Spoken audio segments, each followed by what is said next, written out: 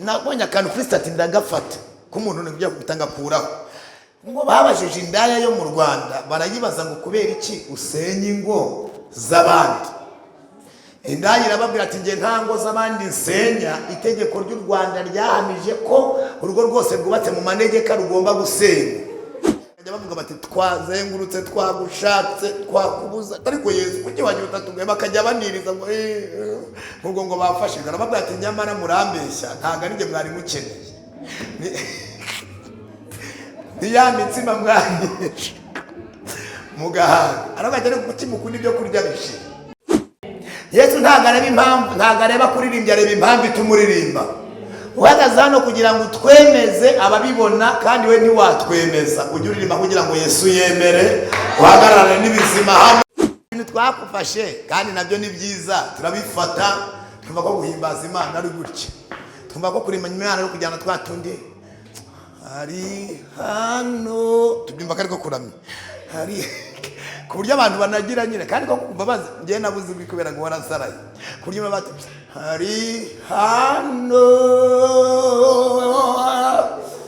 hari hano ngaduhezagire haturemesha duki.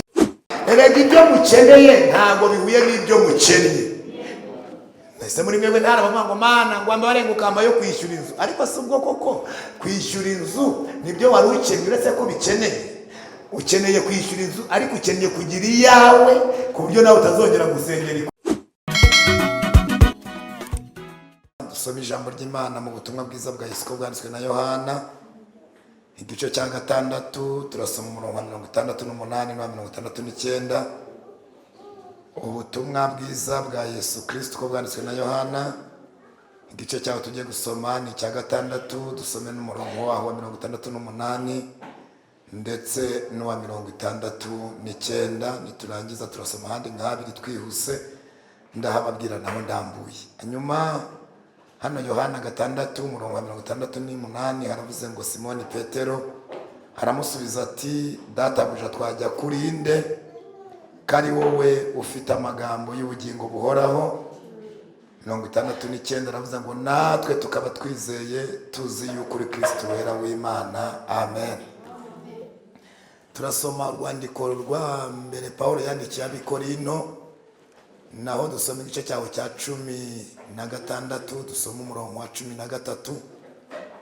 Urwandiko rwa mbere Paulo yandikiye Abikorino dusome nanone umurongo waho igice cya 16 umurongo wa 13. Mu rwandiko rwa mbere Paulo yandikiye Abikorino igice cyaho cya 16 umurongo wa 13 uravuze ngo mube maso mukomerere mu byo mwizeye, muba abagabo nyabagabo mwikomeze. Amen. Kubatahumvishe n'urwandiko rwa mbere Paulo yandikiye Abikorino igice cya 16 umurongo wa 13. Hanyuma dusimbuke dusome nanone mu ibaruwa Paulo yandikiye Timoteyo ni ya 2 ni naho dusoreza. Hanyuma tukaganira igice cya 4 dusome dere ku murongo wa 8 wenda turangize turisome dere ku murongo wa 6 turangize no 8.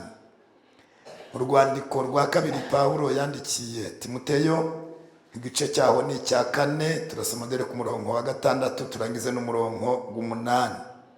Haravuze ngo kuko ngeweho maze kumera nk'ibisukwa ku gicaniro, igihe cyo kugenda kwanjye kirasohoye. Narwanye intambara nziza, narangije urugendo, narinze ibyo kwizera, ibisigaye mbikiwe ikamba ryo gukiranuka, iry'umwami umucamanza utabera azampa kuri urya munsi. Nyamara si njye jyenyine, ahubwo ni abakunze kuzaboneka kwe bose. Amen. Dusoje mu ijambo rivuze ngo narwanye intambara, ndashaka kuvuga ijambo tugiye guha umutwe uvuga ngo uza agaciro k'icyarwanira ntatinya icyarwana nacyo. Reka musubiriremo, uza agaciro k'icyarwanira ntatinya icyo arwana nacyo, kuko intsinzi iva mu ntambara. Numashaka kubaganiriza umwanya wacu abari uyu nguyu, ariko kandi tuwukoreshe neza mu izina rya Yesu.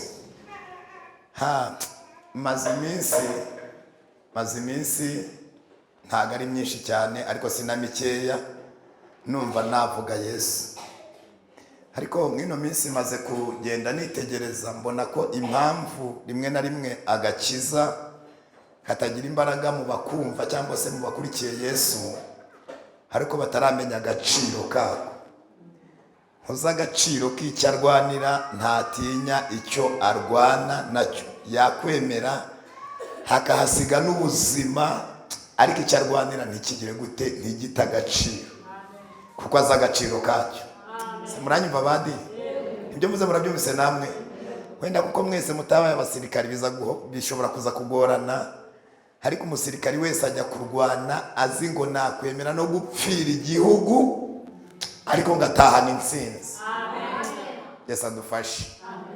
Uyu mugoroba rero ndifuza ko uza gusobanukirwa ko nubwo agaciro k'icyo urwanira ushobora kutarabimenya neza, ariko umenye ko ikikwicaza ahangaha kiruta ibindi byose nkenerwa mu buzima bwawe.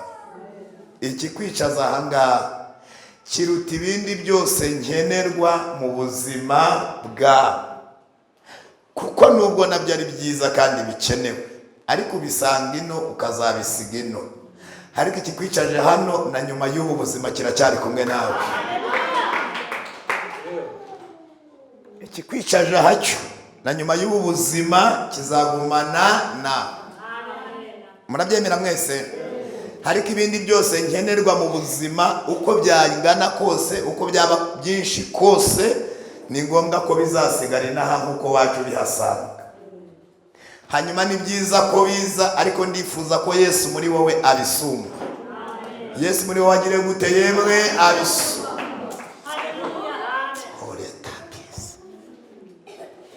Impamvu akenshi kurekura Yesu biborohera nuko atarasumba ibyo mukeneye. Impamvu kurekura Yesu bigukundira nuko atarasumba ibyo ukeneye. Reka subire mwirisha.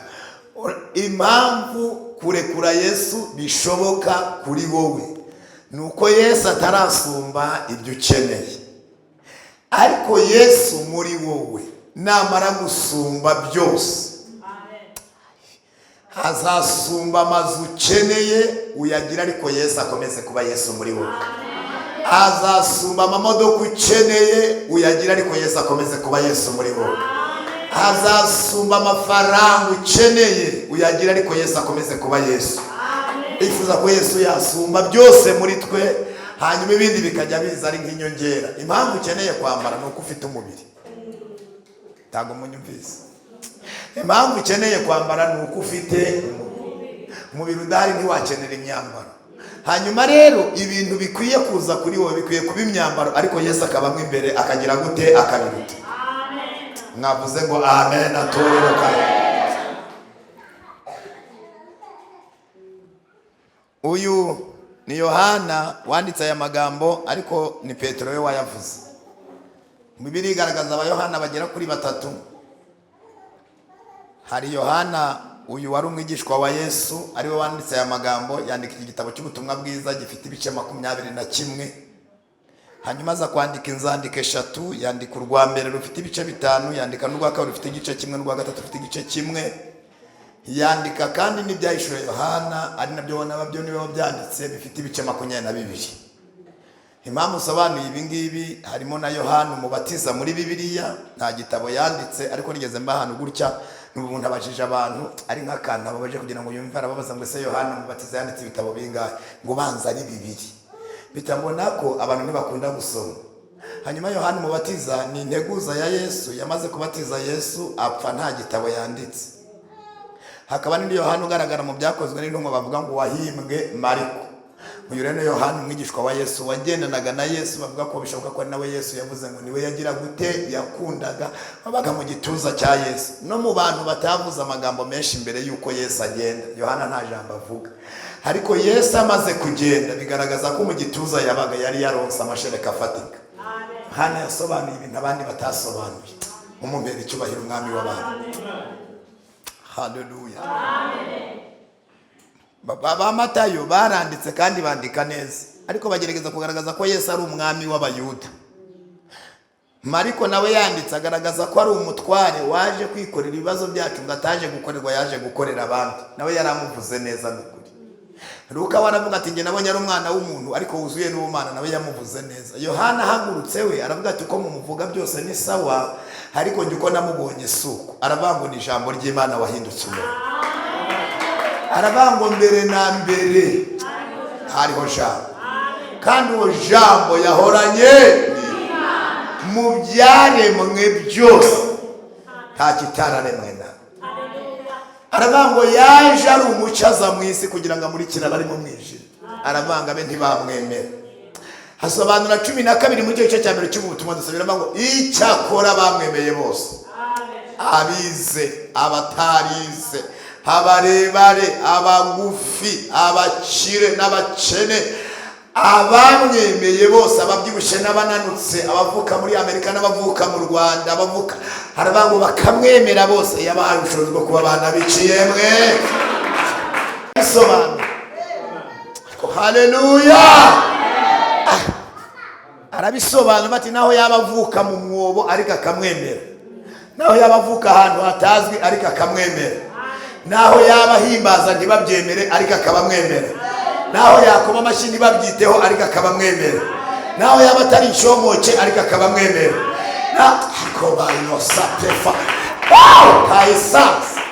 Abo yahise abaha ubushobozi bwo kuba abana b'Imana. Yohana bivana mu rungabanga barabati no, abamwemeye bose bandikwa mu gitabo kimwe ndangamimerere cy'Imana. Ubu twese turi abana b'Imana, abamwizera torero. Haleluya. Mu byo yanditse rero mu gice cya mbere arandika, icya kabiri aracyandika. Basomye ba Bibiliya avuga nk'ubukwe bw'Ikana y'i Galilaya, ukuntu Yesu yahageranye na nyina, vino zigashira, ariko Yesu agakora igitangaza. Baravuga mu gitangaza cya mbere Yesu yakoze, icyo barakibona baracemera, bituma ngo abantu barushaho gutangira kumwizera.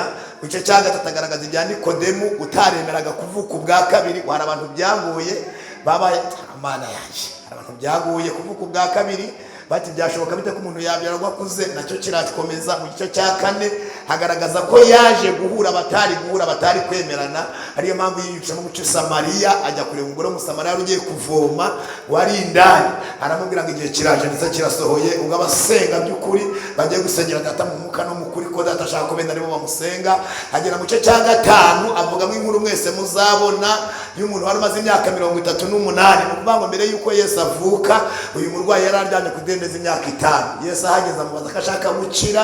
Aravuga ati ibyo wibimbaza igihe maze hano si uko bakunze, ahubwo njye ntabwo mfite ujugunya mu kidendezi, iyo ngiye kuza abandi bantangamo.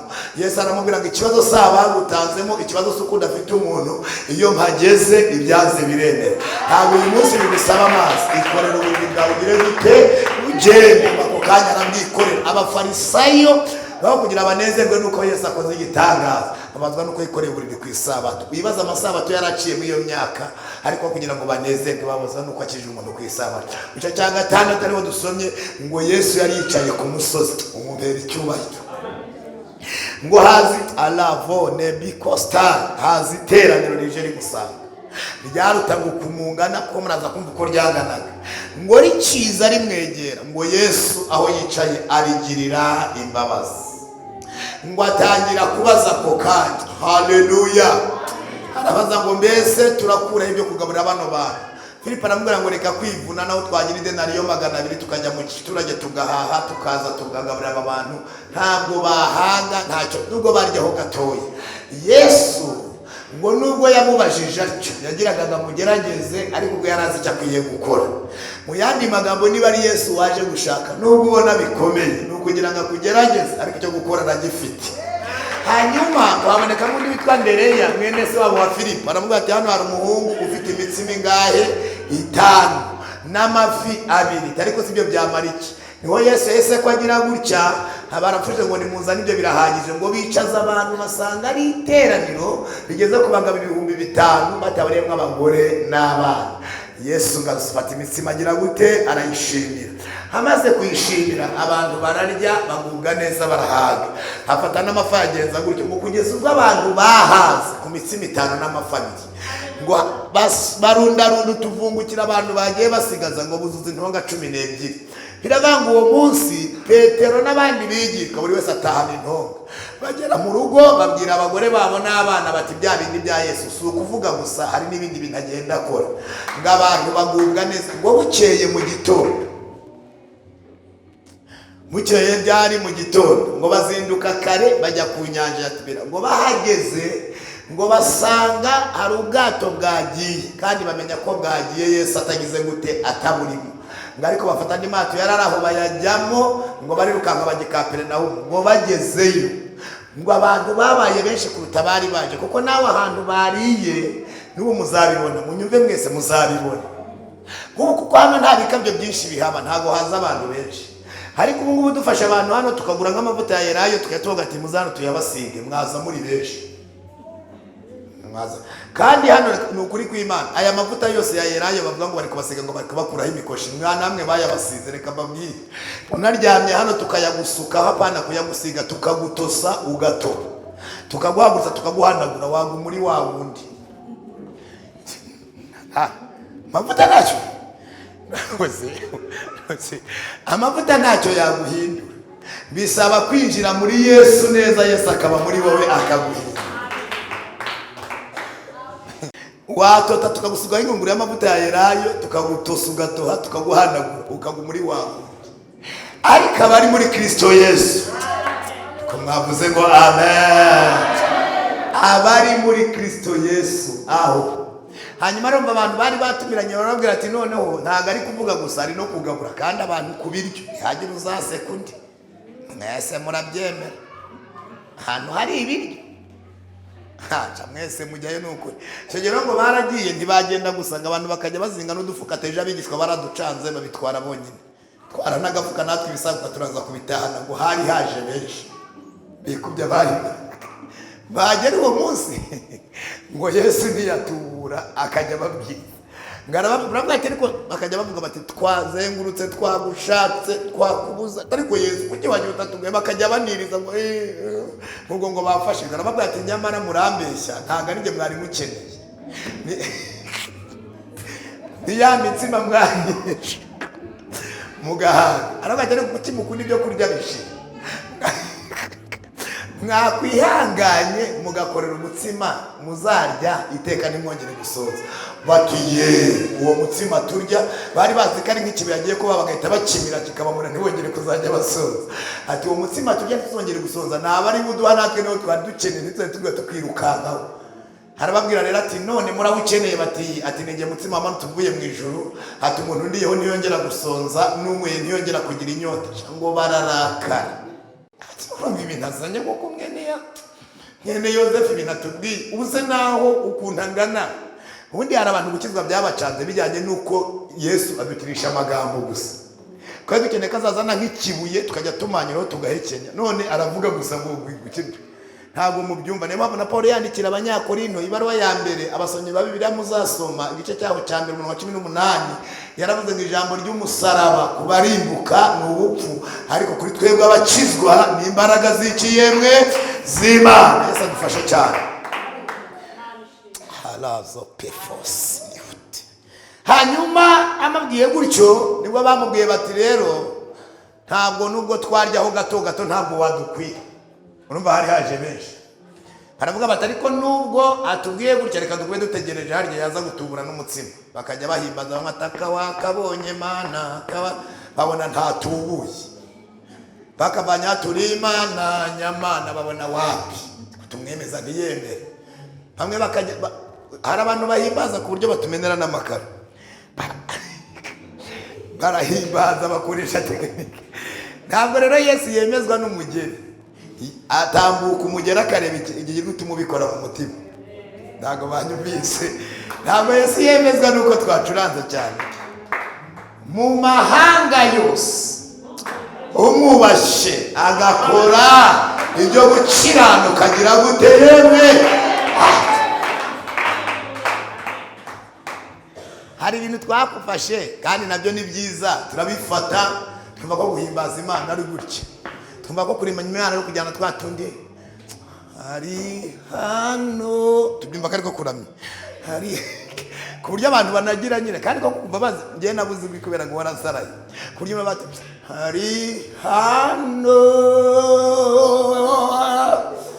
hari hano ngaduhezagire haturemesha dukize none bakumva ko byakwemeza Yesu atambuka iryo biri riri gusohoka akajya kureba umutima riri kugira gute riri gusohokamo byubushe bavuze ngo amen.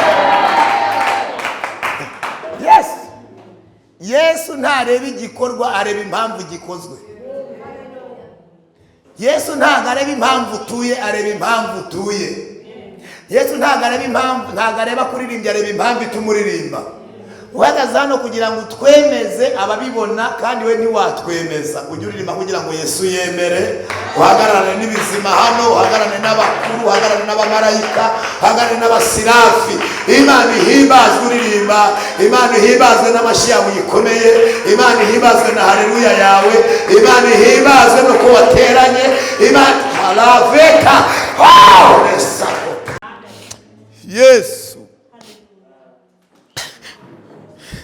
Yesu asume byose muri wowe bizatuma umenya uko umukorera bataguhase bizatuma urarika n'abandi ariko ubu ntawe wararika kuko nawe Yesu ntarakuzura bati ndamujyane nawe ntibiraryo ariko namara kukuryohana nawe uzahura nabo mu nzira uzajya ubabane kutabigi ntawe ukwiye. Nigeze mbwira abantu ariko usanga kenshi rimwe na rimwe abantu batanasenga Imana basenga idini ku buryo bajya n'ahantu basenga naho byaba bifashije kuko atari idini yabo ntibibafashe. Icyo ni ikibazo cy'uko ari idini wafashe ufata Yesu. Ntabwo Yesu ari umuturage utuye ahantu atura muri twe akagendera muri twebwe abamumenye bose bakamwemera ari kumwe nawe. Twazamuramo haleluya torero cyane haleluya. Barakomeza barahimbaza barategereza ati none se bakajya babazanya ati se yabitubuye nka ryari atari nka saa sita barahimbaza saa sita ziragera babona ntatubuye ati se ko zigeza atari ko reka dukomeze gutegera bageza saa saba babona ntatubuye bageza saa munani babona ntatubuye bageze saa cyenda ngo uwa mbere aritaye ati ibintu byo guhimbaza nta kintu atangamo turigendeye kandi ntago mbarenganye. Ejo bundi Yohana yaramubatije amaze kumubatiza arabatibwa umwami araje mu kanya gato bamushyize mu nzu y'imbohe bamutayemo Yesu arakomeza arabwiriza ngo amakuru y'ibyo Yesu ari gukora musanga muri gereza ngamusanzemo ngo ayamenye areba babiri mu bo bari baze bagendanaga bati namwe mweme ibi ntari gukora muri kubyumva bati none mugende mu mumbarize niwe cyangwa dutegereze undi kandi ejo niwe wamaze kumati uyu niwe ntama w'Imana ukura ibyaha by'abari mu isi. Umugani kucyo kimenyetso nahawe sinemere no gupfundura udushumi yaramaze kumuhana ariko kuko muri gereza bimaze gukabika nawe agira gute amutumaho. Yesu rero ntabwo bisaba ko yisobanura akora ibimusobanura mwari no teraniro Yesu akora igisobanuro ku buzima bwawe. Ubwo barahageze bamubajije arabihorera muri impumyi ya mbere barabibona barangira baravuga arabihorera akiza ikirema kirahaguruka barabibona barongera barakuvuga bakajya bamubaza akabihorera ngo ahita akabwiriza umukene warahango wa Nyakugi ngo nawe yuzura umwuka wera bareba bati murabibonye mugende mubwira ibyo mubonye mungizira humuka ibirema biragenda ipfa amatwi birumva abakene barabwira ubutumwa bwiza aramenya nyine kandi kuko ari cyo cyanza. Urumva biri contraire cyane n'ibyo Yesu bamutumye. Hari igihe wowe usengera icyo ukeneye Yesu agakora icyo ukeneye. Haleluya. Sabaranye biseba erega ibyo mukeneye ntago bihuye n'ibyo mukeneye. Ese muri mwebwe ntarabamwa ngo Mana ngo ambarenguka amba yo kwishyura inzu ariko si ubwo koko kwishyura inzu nibyo wari ukeneye uretse ko bikeneye ukeneye kwishyura inzu ariko ukeneye kugira iyawe ku buryo nawe utazongera gusengera ikoti agakora ibikenewe. Abantu bavuze ngo amen torero haleluya. Amubwira ibinyuranye cyane n'ibyo we yatekerezaga kandi bukeye bagira gute kuko umurimo we warurangiye baranawuca biragendana. Yesu arakomeza avuga ubutumwa. Ntaringarutse aha rero abantu rero nabo barategereje ibyo bari bazi byari bibazanye bagira gute barabibura babibuze saa 9 uwa mbere aragenda saa 10 baragenda saa 11 ngo Yesu akebutse asanga hasigaye 12 bonyine kandi uko abantu bagwa batera nawe gushaka kugwa nubwo nta gahunda yabyo wari ufite. mwari mubizi ko namaze kumenya iteka ryose iyo ugendana n'abakijijwe neza urakizwa, ariko iyo ugendanye n'abanyantege nke hari igihe dushiduka waguye. Ni ibintu byuzuye. Nugendana n'abasambanyi nutabahindura bazaguhindura, uzaba indaya. Nugendana n'abasinzi nutabahindura bo bagomba kugira gute? Kuguhindura. Nugendana n'injiji nutazihindura zizaguhindura. Simba ntarigeze mbabwira aka kantu, njyewe narabibonye abo ugendana nabo usa nabo. Umuhungu wanjye w'imfura Imana yajyanye imiranga abana banjye bahaye ubwenge, ntabwo ndagira ubushobozi bwo kuriha prive, biga muri leta. Hanyuma leta zacu z'uyu munsi, kuko abantu bose bafite akantu bajyana abana babo muri private, hanyuma usanga njye biga ku Kagugu. Bakubwira ko mu Rwanda ikigo gifite abanyeshuri benshi cya primaire ari icya Kagugu. Karasi ishobora kuba yicayemo abana 100 hari igihe murenganya abarimu, njye simbarenganya, nawe wabaguha ntiwabakurikirana ngo bashobore. Ugendana n'abagenda. Noneho rimwe mbona umwana wanjye araza ari wa 65 asiba ubwenge nuko nza kujya ku kigo nsanga agahungu bagendanaga kwitwa ngo Bubuta. Imana we niko kaza ku mwanya wa nyuma kabaherekeza bose.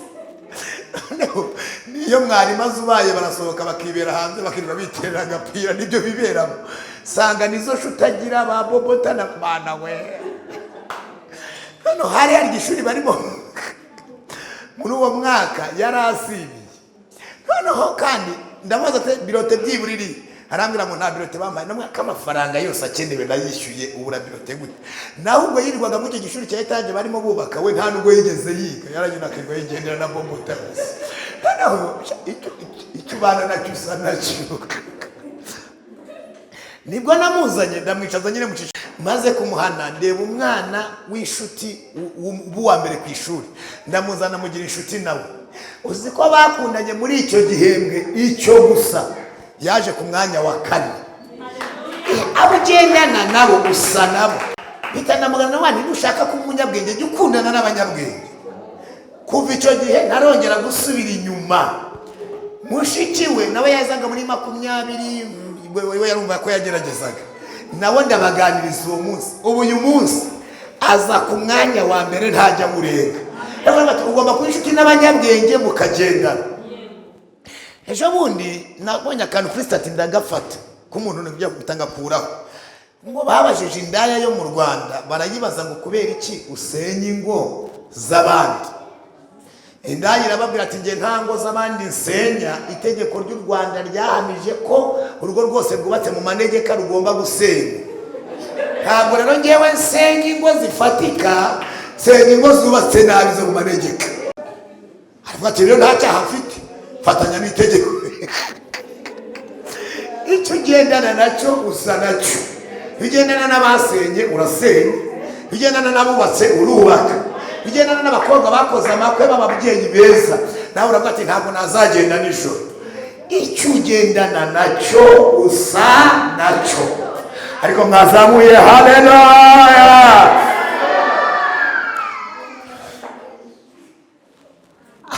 Yesu ngo yarahindukiye ngo arebye mu mitima yaba bigishwa basigaye, ngo abona nabo barashaka kugira gute? Kugenda. Niho rero Yesu abeta, ariko haleluya, ngo ahita abegera arababaza ngo mbese namwe murashaka kwigendera? Petero rero niwe umusubije. Se muranyumishe badi? Mwabyumvise?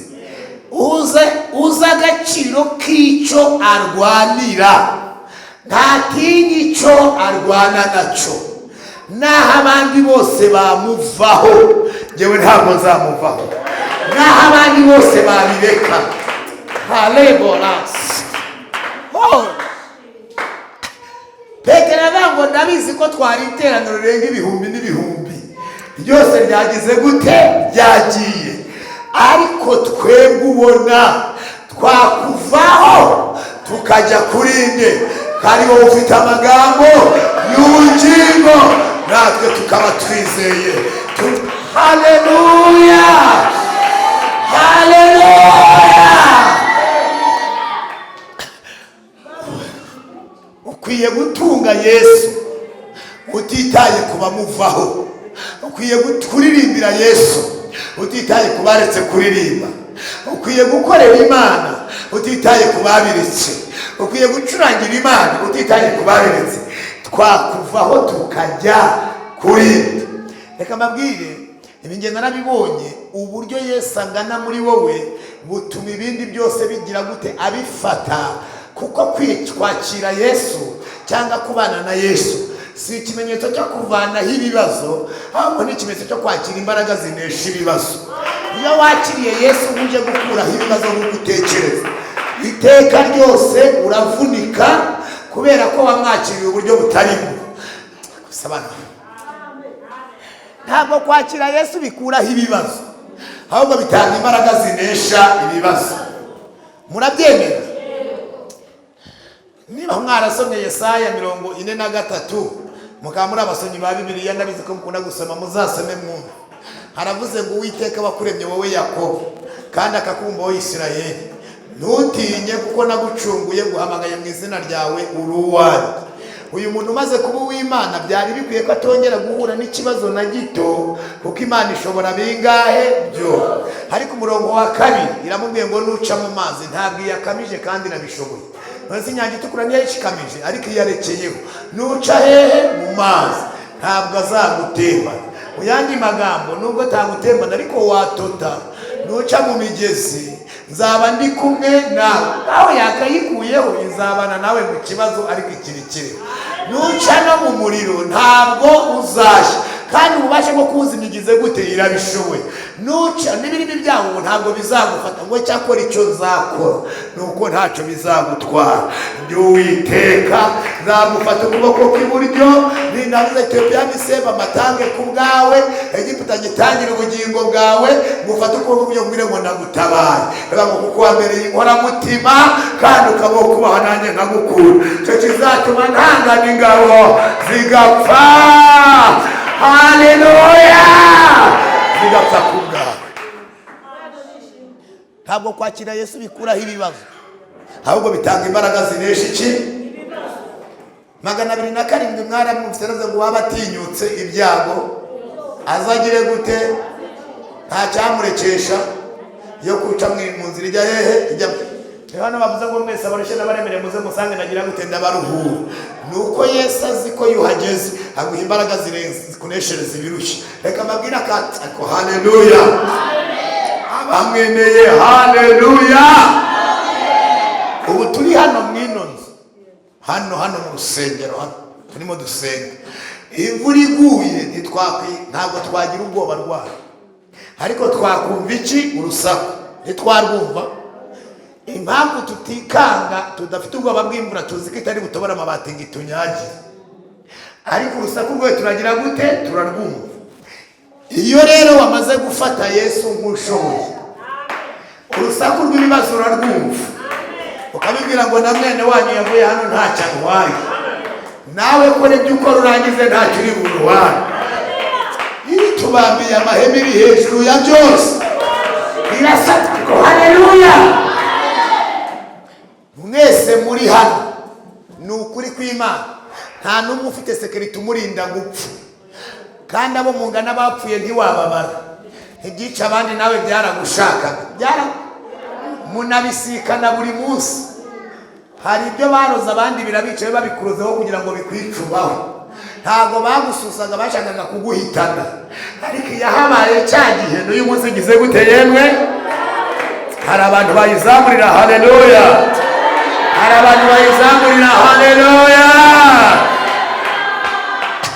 Evosa la belos bana we.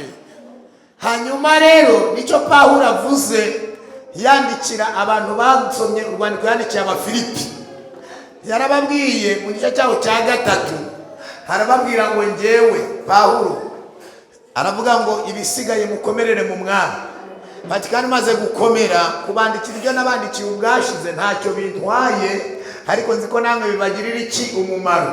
Haravuga ngo mwirinde zambwa, mwirinde abakeba gukeba kubi, bakirata iby'umubiri, kuko twe turi abategwe gukebwa kwiza, abasenga mu buryo bw'umwuka tukishimira Kristo Yesu. Haravuga ngo noho kandi hagira umuntu wirata iby'umubiri, nge Pawulo nagira gute? Namurusha. ariko icyo nshingiyeho ni iki, ati impamvu njye nakebwe ku munsi wa kangahe, wa 8. Ku gukebwa cyari ikintu cyagiraga agaciro mu Bisiraheli.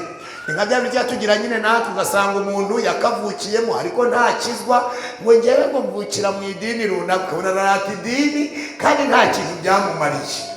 Igifite agaciro n'icyo wabaye cyo, igifite agaciro si imyaka umaze mu idini, igifite agaciro ni icyo umaze mu itorero, ntabwo igifite agaciro ari imyaka umazemo. Haravuga ngo nakemwe ku munsi wa kangahe, wa 8. Bivuga ibyo n'ibyirato yakirasa. Ejo bundi Joshua wanjye yarabatijwe mu kwa 12. Uwo mubatizo mu by'ukuri ntabwo ari uwe n'uwanjye, ese ntabwo ari wabishakaga. Ibyo rero ntiyajya kubyata ngo ngiye ngo nakijwe ngo narabatijwe, ubu ni umubatizo wanjye. Nuko numva ko umwana wanjye adakwiye gupfapfana, nkwiye kumubatiza akiri na mutoya, ko nyuma musengera mbwira Imana ngo niba abarozi bafata abana babo bakabatongera mu mizimu ikazajya bakurura, nanjye ndamutongera mu maraso yawe, ne dayimoni nimukurura amaraso yawe ajya kwega kuko arusha Satani imbaraga. Muri byose ni ukuri ko Imana nta mwana wanjye uzampfira ubusa, reka korasetsa. Umwana wonza amashereka akijijwe akava mu maraso akijijwe, wowe uramukinisha. Ziko Yesu ngenda akijijwe neza. Ikibazo hari igihe witwa umukristo wenda udakijijwe, ariko iyo ukijijwe neza kandi iyo urenze ububizi, iyo ukijijwe nawe ububizi ntibazakubeshya. None se ugira ngo nubwo muri hano ukijijwe ntagiyizimu, iyo ukijijwe ugize gute ububizi neza. Niyo udakijijwe n'ubwahimbaza hano nabwo ugize gute ububizi. Umuntu yagusobanurira Imana neza, ariko ntabagusobanura ku Mana kurusha uko wakwisobanura. Niyo mpamvu rero ubizi neza.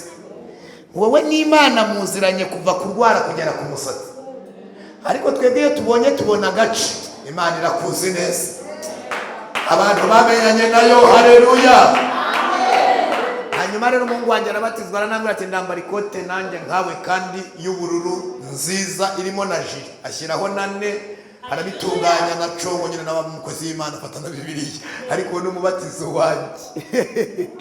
Niwo Paulo yaravuze nakemwe ku munsi wa kangahe, wa 8. Ibyo ntibirya kwa Yesu, birya yowe wahindutse. Abati cya kabiri cyatuma nirata, ngewe ni wo mu bwoko bwa Isiraheli. Ku munsi mwebwe mwitwa Abisirayeli, mu buryo yababwira ati mwebwe muri kwitwa Abisirayeli kuko Yesu yaje, nge nabavukiyemo. Iryo zina nararivukanye ngewe. Ati cya gatatu cyatuma nirata, ndi wo mu muryango wa Benjamini, umuhererezi wa Yakobo w'agaciro wavutse akenewe. Ati cya 4 ndi umuheburayo wo mu Bahebura. Mu yandi magambo nge ntabwo mvangiye. Tugira abantu batavangiye, ngewe ntabwo mvangiye. Atansiyo, tugira abantu bafite ubwoko bwiza cyane, ariko mu ijuru bandika abana b'Imana. Mubare nuko kagora abantu kukumva ndakavuga. Iyo umuntu mu by'ukuri mu ijuru baremye abantu bangahe? Umuntu umwe. Mu rubavu bakuramwo nde? Eva. Bahita niwe twese twagize gute? Twakomotse, sibyo? None mubabare mumbwire mwinosi uretse ko isi igomba kuturemera ibidukandamiza n'ibitwica. Umuhutu n'umututsi baremwe nande? Umutwa se n'umusinga n'umuziga mwaremwe nande? Imana kandi yaremye Adamu mu ishusho. Imana ni imbuto, ni intwase, ni intutsi, ni insinga se, ni inzigana. Shadahera ko abantu mutazajya kugera mu ijuru mukicanga mukabona nta nzu zanyu ziriyo, kuko Imana yubatse inzu z'abana bayo. Isi ni ibitwite kuko ariko twabisanze, itwite uko ishaka, ariko mu mitima y'abamwakiriye turi abana b'Imana. Mwazamuye haleluya. Umwana w'Imana, isi tuzasanga ariko itwita niko twabisanze, ariko tubirekeye abataramenye. Abamenye ukuri turi abana b'Imana isumba bingahe? Niba Imana ari yera natwe turi umuryango wera, niba ari Imana nziza turi abana beza. Haleluya. Ubwo mufatiye mu kiganza kumubwira ngo turavukana, icyo dupfana kiruta icyo dupfa. Mufate mu kiganza umuntu mwegeranye mubwire ngo turavukana, papa ni Imana, icyo dupfana kiruta icyo tugira gute. Haleluya. Yesu ashimwe cyane. Halebo fosta la bela. Haravango ndi umuheburayo mu baheburayo. Byo nabyirata. Byo simvangiye. Hagera ku cya gatanu. Haravango nge ndi umufarisayo mu bintu by'amategeko. Nigiye kurenge bya Gamaliye iyo navugaga. Abantu bose bategaga amatwi ati nimo mushaka kugira ngo ndababeshye muzabaza igitabo cy'ibyakozwe n'umwico cya 7:58 batera Stefano amabuye yari mpagaze aho ngaho neza shima ko babikora abagabo baranyemera apana abagore barabafashwa vuba abagabo bakuramo imyenda bayishyira hasi ngagenda hejuru imyenda yabo atagaciro nari ngafite mutagira ngo hagaruka ku muntu gatandatu arababwira ngo reka amatangariza n'abantu bavuga izina rya Yesu nari mu bambere babarenganya ageze ku cya 7 aravango kandi kuba gukiranuka kuzana n'amategeko ngiye Pawulo nari nyangamugayo arababwira ngo ibyirato birahari naho naba ndafite Yesu ibyirato birahari naho navuga bigura kanyumva aravango ari kageze 7 aravango ibyo byose byarinda mu yanjye byatumaga abantu banyemera nabitekereje ko ari igihombo ubutunzi butagira akagero ariko kumenya Kristo Yesu. Haleluya. Ore fosa pelas. Yesu asumba amataje. Yesu asumba amamodoka. Yesu asumba amadege. Hala pekosta. Ore pais. Aba Yesu wacu turi abasore twaba n'abagabo tukagumana. Aba Yesu wacu dufite abagore banataha kaboneka mu ruhande rwacu. Aba Yesu wacu dufite abagabo banagenda kaza kabase w'imfubyi akamucamanza urengera abapfakazi. Aba Yesu prevasa nimubesha mu mazu abatagira shinge na rugero. Haleluya. Shenafasi bakuvaho ibyo kumudukuraho birahari ariko ntabwo tuzamuvaho. Amagambo abantu bavuga ngo tumuveho hagize gute arahari ariko ntabwo tuzamuvaho. Hari Satani azana ubukene ngo tumuveho ariko ni Yesu dukize ni na Yesu ducenye. Hari Satani atwereka uko tubayeho.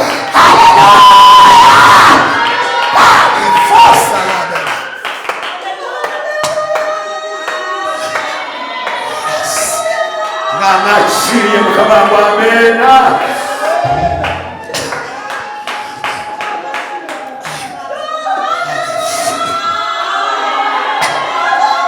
Amen. Wala pefos.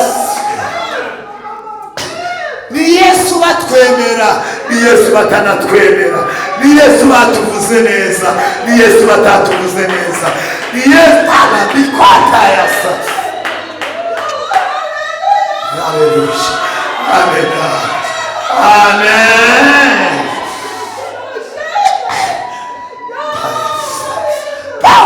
Ngo ni mube maso ibibakura kuri Yesu birahari. Ni mube maso abantu benshi bamuretse. Ni mube maso abandi bamutaye. Ni mube maso nimurangiza gukomerere mu byo mwizeye. Muba abagabo nyabagabo mwikomeze. Niba babakomeza badahari mwe mwikomeze. Niba bakomeza byarangiye mwe mwikomeze.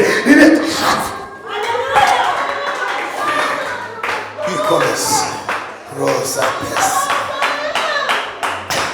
Yesu asume byose muri twe. Yesu asume byose muri twe. Twarisanze no bizasigara ino. Tuzalitunga Yesu akomeza abane natwe.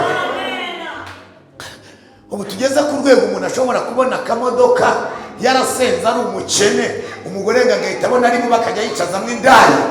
Yesu wawungana n'imodoka aragapfa bamushingure n'uri ntacyo amaze. Yesu wacu ntapfa. Yesu wacu ntagajuka. Yesu wacu ntahinduka. Twakuvaho tukajya. Haleluya. Pawulo aravuze ngo dore ngewe Pawulo maze kumera nk'ibisukwa ku gicaniro. Ubu mubona narizi ibyo kwizera. Narwanye intambara nziza. Ibisigaye mu ikiwikamba ry'ubugingo iry'umucamanza utabera azagira gute, azabakuru urya munsi, kandi ntabwo ari njye njyenyine, abategetse kuzaboneka kwe bangahe ko mwazamuye. Haleluya. Ni imbere y'Imana. Iyo tugira umugisha itorero tugafata gahunda yo kuvuga ubutumwa bwiza, twifuza ko ijambo ry'Imana rikora icyo Imana yaritumye gukora mu bantu bayo, itorero mwese mwuzura umwuka we, mwese muba mukundana, nta matiku muba mugira. Ariko kubera ko twahuye n'ibyaha by'abantu bigisha ijambo ry'Imana bijyanye n'icyo bagukeneyeho, kugira ngo niba gukenera bakubone, icyo bagushakamo bakibone, ntabwo wigeze umenya Yesu, wamenya abantu gusa. Ni nayo mpamvu n'aka kanya iyo usenga ntabwo ujya usengera kubana na Yesu ngo usengere guhura n'Imana, usengera guhura n'abantu bo mu mano, ukagira ngo hari icyo upfa n'Imana. Iyaremye abo bantu wese iyo yakuremye, iyabahaye se wowe ntiyaguha. Wasengeye guhura n'Imana, noneho Imana ikazahamagara bishaka, ariko atari wabasengeye, ko n'ibikomere byinshi ufite wabitewe n'abantu. Wasengeye guhura n'Imana, Imana nihura nawe izahamagara abo ku mpera y'isi utazi, kandi bazakora ibyo bashinzwe gukora, nibarangiza bagende, kubera ko Imana ibera hose icyarimwe. Izuba ku mwanya abantu bavuyemo, abantu bazagusiga ariko Yesu ntazagusiga, abantu bazakwibagirwa ariko Yesu ntazakwibagirwa, abantu bazakubeshyera ariko Yesu ntiyakubeshyera, abantu baguteranya ariko ntabaguteranya na Yesu. Haleluya. Yesu ashimwe. Namumpereye icyubahiro abantu baje gusenga koko. Niba mubona gikwiriye mwamamaje ko nawe aricyo cyuma cyane yaturemeye, aricyo kitwishaje hano. Yesu yamamare, Yesu yamamare. Uri fosate narwanye intambara nziza, uzicyarwanira ntatinye cyarwana nacyo. Muzasoma igitabo cya mbere cya Samweli, igice cyaho muzasoma n'icya 17 umurongo wa 32. Baravuga nuko bazanira Dawidi Sawuli, ngamugeze imbere ngakimuriye baramusuzugura. Baravuga ngo nukuri narizi kandi umuntu banzaniye, ngo none ni kawowe. Aravuga ati subireyo, aracyana agasore gato kumugenda, wowe ntabwo washobora kurwana n'umufitiye ngo umuneshe. Ariko Dawidi uje kurwana aza agaciro k'icyarwaniye. Baravuga ngo ntabwo Imana yanjye izasuzugurwa, ntabwo Imana yanjye izavugwa nabi mpari, nubwo abasirikari bananiwe, ariko ngiye nkorera ndayizi, iba muri twe, igendera muri twe, ikorera. Ibaze nawe kujyana inkunga kandi aho ijyanye zikikenewe, ariko aho yashyira bakubwira ati nubwo twari tuyikeneye ariko ntabwo yawe ikenewe, isubirire. Utazi icyo urwanira wahita wisubirirayo. Ariko ko Dawidi azi icyo arwanira, aramubwira ngo buretse gatoya mubwire amateka yabaye, umbona gutya, ariko buriya Imana yacu dufitanye amateka, ariko nta bantu bafitanye nayo amateka. Nubwo uyu munsi amajwi ahari, ariko dufitanye amateka n'Imana yacu.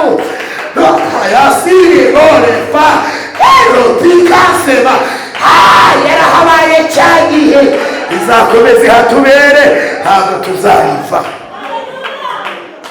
ntabwo tuzayivaho. Yesu we ntabwo tuzakuvaho. Ibi tuvuga ntabwo ari amagambo, ntabwo tuzakuvaho, naho abandi bose bakuvaho, ariko twebwe turakomeje. Abazamura haleluya, bamuzamurire haleluya. Haramubwira ngo ntabwo nshakira Imana mu byo itarakora, ibyo yakoze binyemeza ko n'ibindi izabikora. Manze nguha amateka. Aramubwira ati buretse gaceya nari ndagenda amazada, aravuga ati nzi kugiye kubawe nakuvuye kwiga igisirikare ahantu hakomeye, ngo se abashumba bandufasha iki? Abantu bakomeye twigishije, twatoje urugamba bananiwe. Arabatereka kubera icyabereye aho abasirikare batashobora. Ibyo turimo abantu babona bidafata, ariko mu mwuka birakora.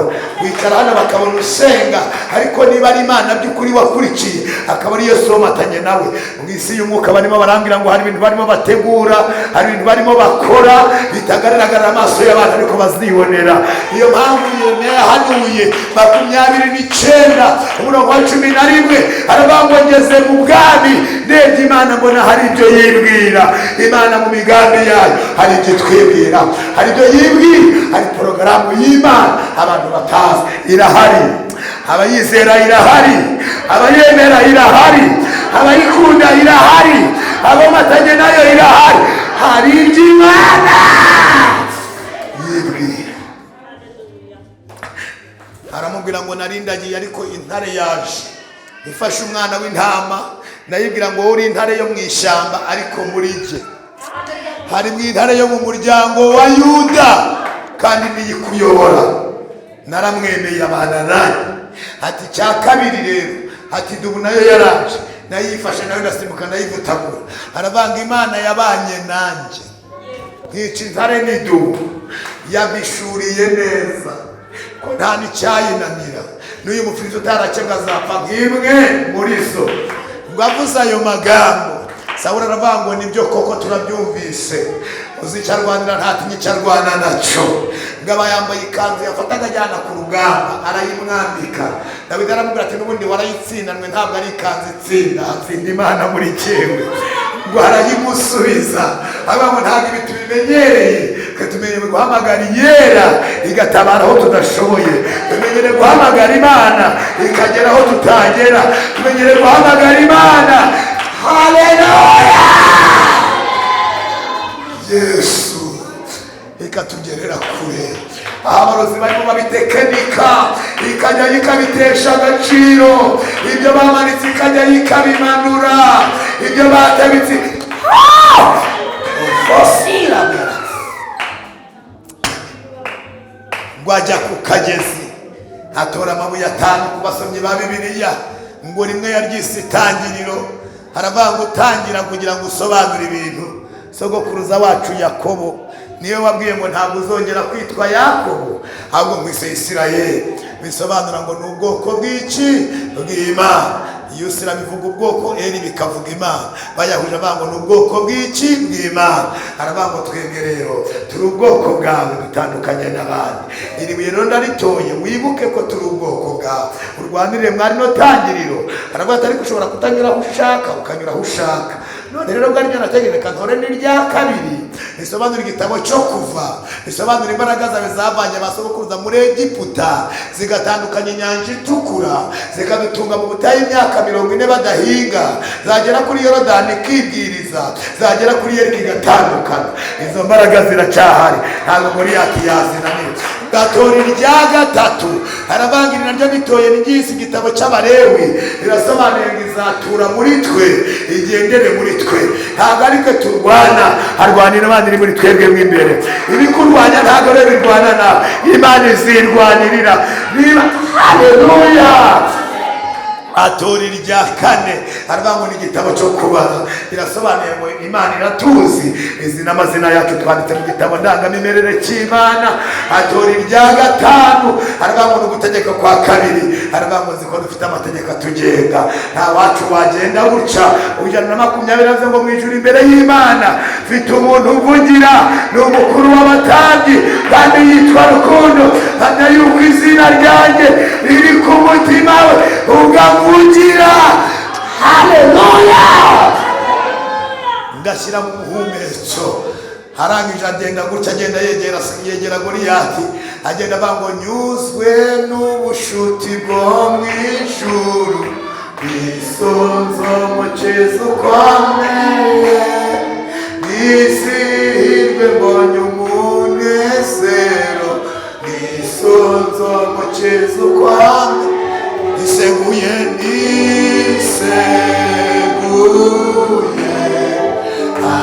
amaboko yawe Yesu, sigitinya nisonzo mukiza ukomeye, nezezwa nuko Yesu anyobora, nisonzo mukiza ukomeye, siyoberwa inzira nyuramo, nisonzo mukiza ukomeye.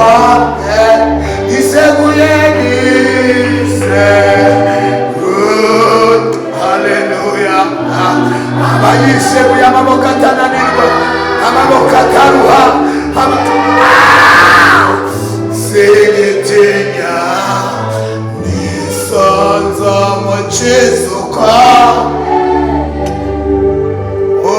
umutima wanjye nuko ibihagarika bihari sonzo mukizuka ngubwa neza ndi kumwe na Yesu nisonzo mukizuka niseguye abayiseguye bari halepaya sikota ramena hariya sasekota regerosa amaboko ya Yesu aterura ibyakunaniye amaboko ya Yesu akugerera utagera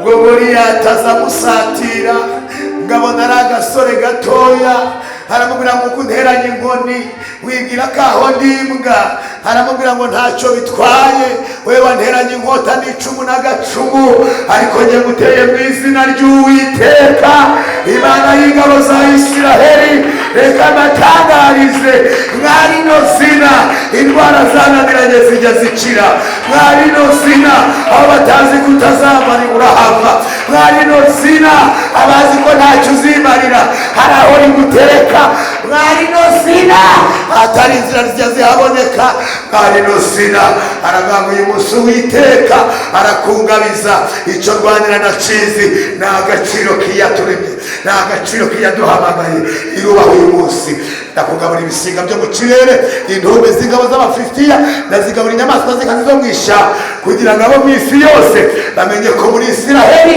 hari Imana kandi iteraniro ryose rimenye ko Uwiteka adakirisha inkota cyangwa icumu kuko intambara ari iy'Uwiteka kandi azabatugabiza abizera Yesu haleluya bazamuye haleluya.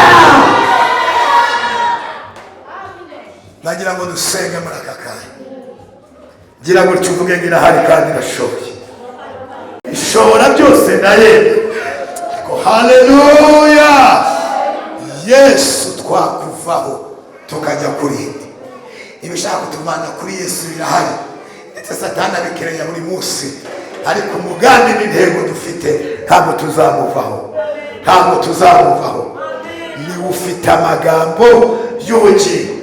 Umuyobozi yigeze abivugaho gatoya mujye mumbabarira mu rusengero mushaka ibibanezeza ibibabaza bihora hariya hanze akenshi na kenshi hari igihe wicara hano Satani akabatira kambe nkuretse agahagarara hariya bati noneho amaganya yawe nusohoka wasohoka agera amaganya bati ndacyari hano ndigutegereje hano rero byibura ujye unezerwa byibura utsindire amaganya hano ubona ibyishimo kuko ibikubabaza birizana ariko ibitunezeza nitwe tubishakira ntugashaka ibikubabaza bizizana ariko ibitunezeza biri muri Yesu ibitunezeza biri muri Yesu. Abemera Yesu haleluya abazamugumaho haleluya abamunabyeho haleluya.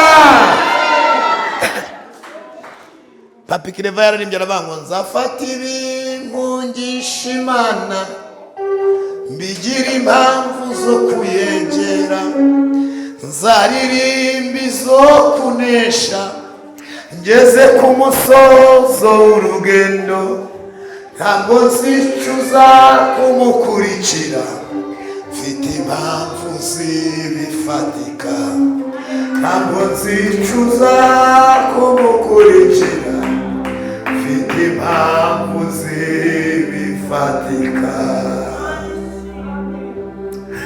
nzafata ibinkungisha Imana mbigira impamvu zo kuyegera nzaririmba izo kunesha ngeze ku musozo w'urugendo ntabwo nzicuza kugukurikira mfite impamvu zibifatika ntabwo nzicuza kumukurikira mfite impamvu zibifatika. Hari abantu bafite impamvu zo gukurikira Yesu ngo bazamure haleluya ntabwo nayumva tuzamure haleluya ndagira ngo dusengane Imana muri aka kanya. Ibishaka kugukura kuri Yesu byaraje byinshi birakomana, kandi n'aka kanya biracyahari. Ariko se ufite intego ki mu mutima wawe? Uyu waravuze ngo twakuvaho tukajya, kari wowe ufite. Niwe wemera kuba se w'imfubyi, niwe umucamanza urengera abapfakazi, niwe ubesha mu mazu abatagira shinge na rugero, niwe ubohora impuhwe y'akazi yakwidegembya. Kari wowe nawe nahise kumuvuga muri Zaburi ya 25 aravuga ngo Uwiteka we ni wowe ncurira umutima, Mana yanjye ni wowe niringira. Aravuga abanzi banjye bekugishima hejuru kandi ne gukorwa n'isoni. Aramubwira ngo siko bizaba mubamutegereza, ntawe uzakorwa n'isoni keretse abava mu masezerano. Ari ntama abakirimo nimuhumure, abakirimo nimukomere, abavuyemo nimugaruke, nimwijiremo neza, ntacyo tuzaba. Haleluya, haleluya.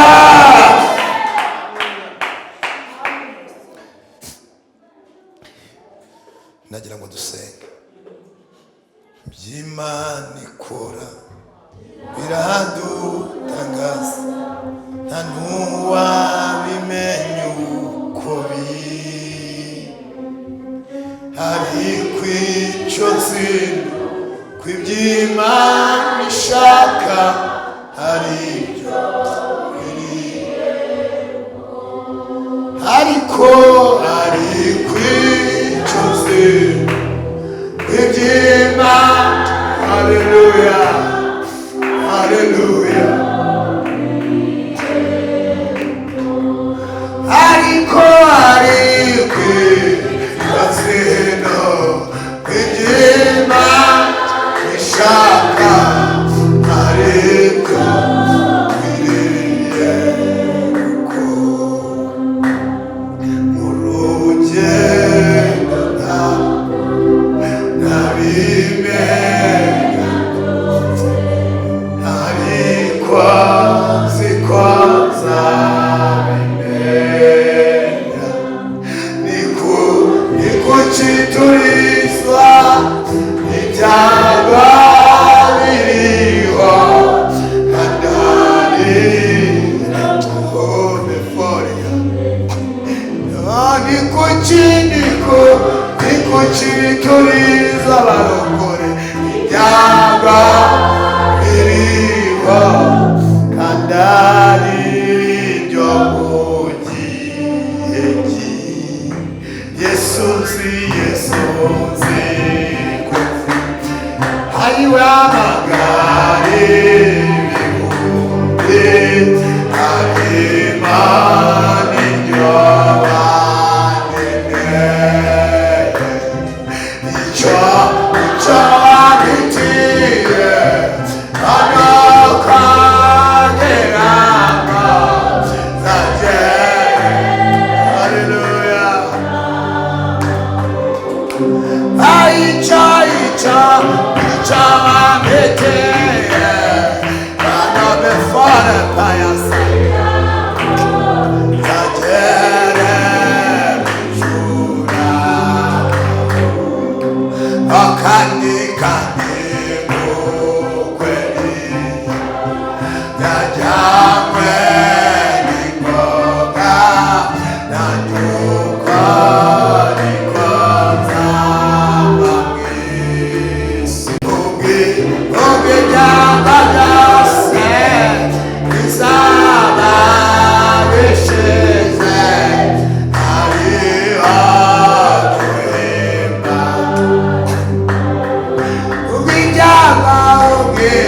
Ubijaba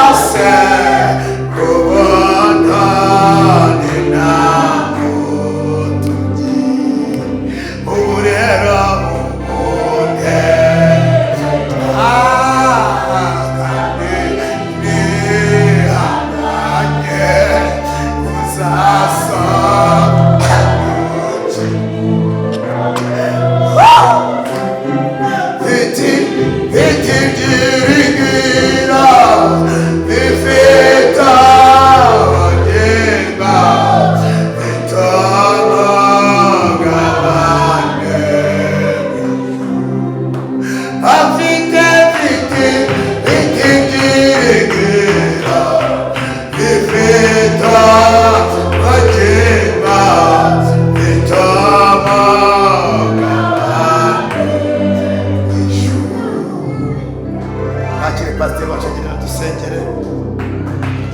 Nakomeye Imana amashyi.